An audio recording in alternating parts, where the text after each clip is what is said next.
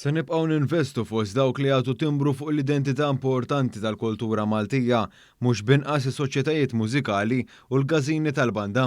Kien dan il-messaġġ ewlieni tal-Prim Ministru Robert Abela meta żar is-sede tal-Għaqda tal-Mużika San Gejtano fil-Ħamrun, żjara li matula tenna l darb'oħra is-sosten li se jibqgħu isibu mill-Gvern laqdiet mużikali li jżommu it-tradizzjoni tal-festa ħajja.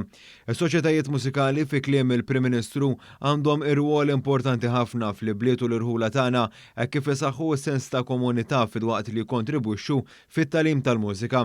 Matul din iż-żjara l-Prim Ministru ingħata merħba mill-Kumitat tal-Għaqda tal-Mużika San Gejtano u firma l-ktieb tal-viżitaturi.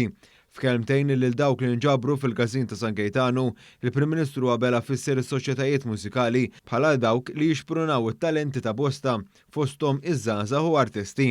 Qal li dawn is-soċjetajiet huma fost taqdiet oħra li jkontribwixxu bi sħiħ favur il-Festa Maltija.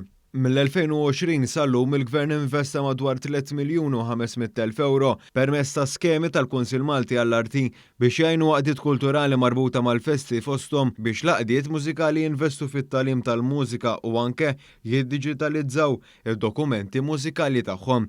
Il-Prim Ministru rimarka dwar l-impenn tal-Gvern li jirrisolvi s-sitwazzjoni ta' riskju ta' żgumbrament ta' soċjetajiet mużikali u joffri wkoll soluzzjoni ġusta mas-sidien ta' proprjetajiet li llum jintużaw bħala gażini tal-banda. F'dan ir-rigward diġà ntilħaqu ftehimiet u għaddejjin diskussjonijiet li jinsabu fi stadju avvanzat fuq proprjetajiet oħra.